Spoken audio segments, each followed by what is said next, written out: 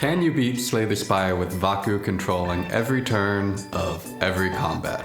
The rules of the challenge are, it's an auto-battler. We control the deck building and all the pathing, and Vakuu plays all of our cards in combat.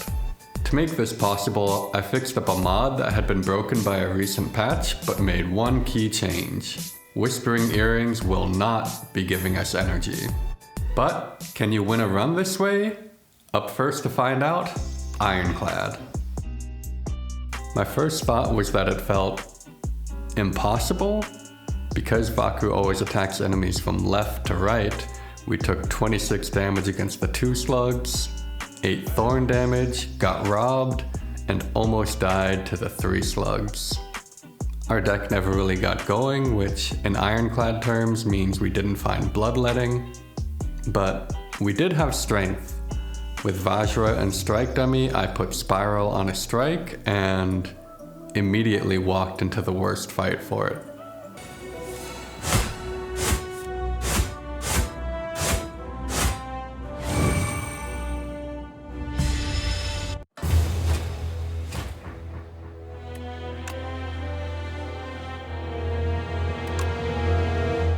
Up next, Silent. Silent's a little weird because Vakuu will choose your discards randomly. Not only that, but the fact that Sly cards can be hard cast is actually a huge downside here. As the run started, we barely took any damage in the opening fights, and it had me thinking, how bad is the Ironclad starter deck? I know a lot of noise has been made about whether Snakebite is a good card or not, but it's unpickably bad in this challenge because the retain mechanic is actually more of a... Oh, let me just show you.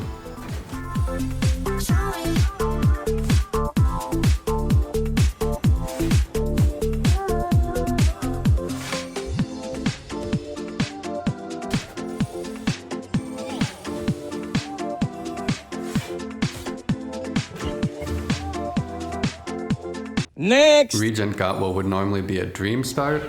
Wait. No. Regent got what would normally be a dream start, but as with Snakebite, I wasn't thrilled about the idea of putting a 2-cost retain card into my hand.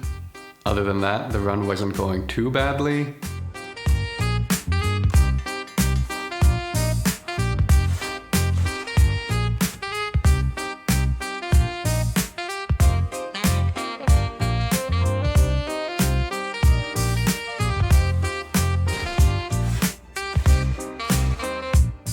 We escaped Act 1 for the first time, and a lot of our fights were going pretty well.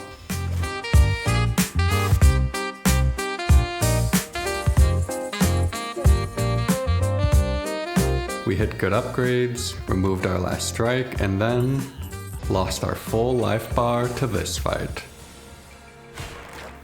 With Vakuu playing our cards, we couldn't manage our star economy to play Astral Pulse. Sword kept hitting ads, and we got the worst pen nib of all time. Next! The first 3 characters had me feeling like I'd really have to high roll in order to win, but Necrobinder felt kind of normal. In my previous video, I noted that Necrobinder has a core of cards that seem to always just win the run, and they were doing pretty well here.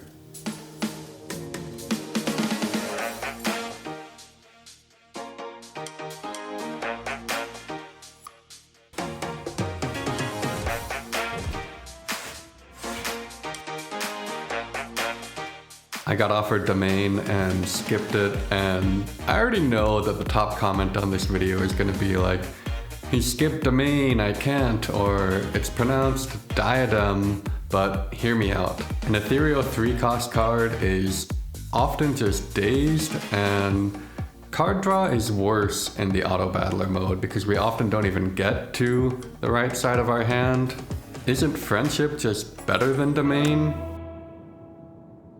For me, the tipping point is I thought I might get offered Protector, in which case I'd love to cycle through my deck faster. We didn't get Protector, but we did get a cookie.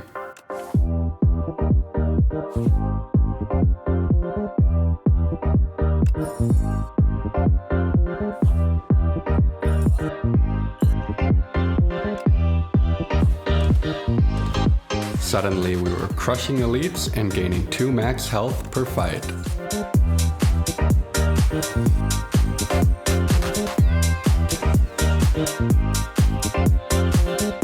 Sandworm down, and our Act 3 path chose itself.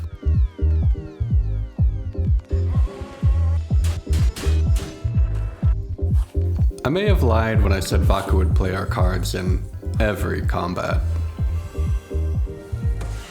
I want to say something here about Necrobinder being so easy that a robot can play it, but I think it just turns out that you can mitigate the autobattler challenge by just having enough energy to play your whole hand every turn. And finally, Defect.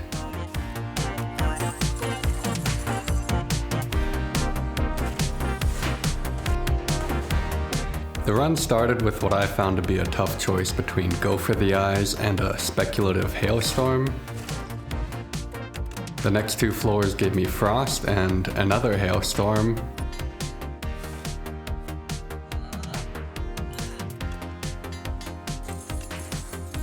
And by floor 11, I had seen my 4th Hailstorm of the act.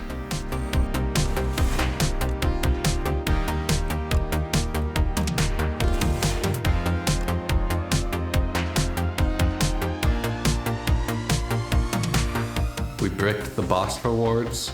Flat Cannon threatened to end the whole run if we faced Sandworm again.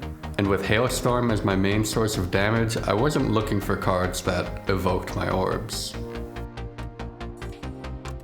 Even though the run was going well, could we scale enough for the endgame?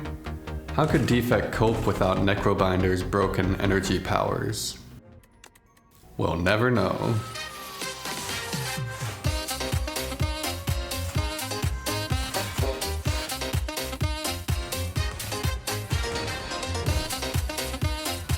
Slippery Bridge made us an offer we could refuse, and we made it out of the act.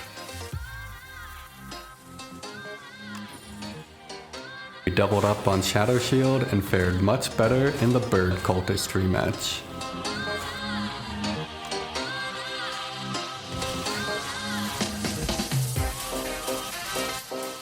Since our deck starts with 2 strength and 3 orbs in play, Barrage would hit like a truck.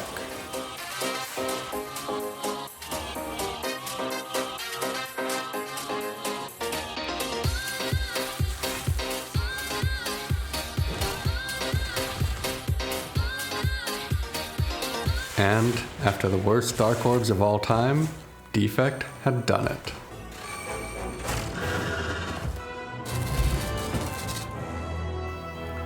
While the balance of the 5 characters in regular Spire can be debated, for the autobattler mode, there's no question. Defect and Necrobinder are streets ahead. When your cards are constantly being played in horrible orders, Osti and the orbs give you an outlet to turn cards played on one turn into output on the next.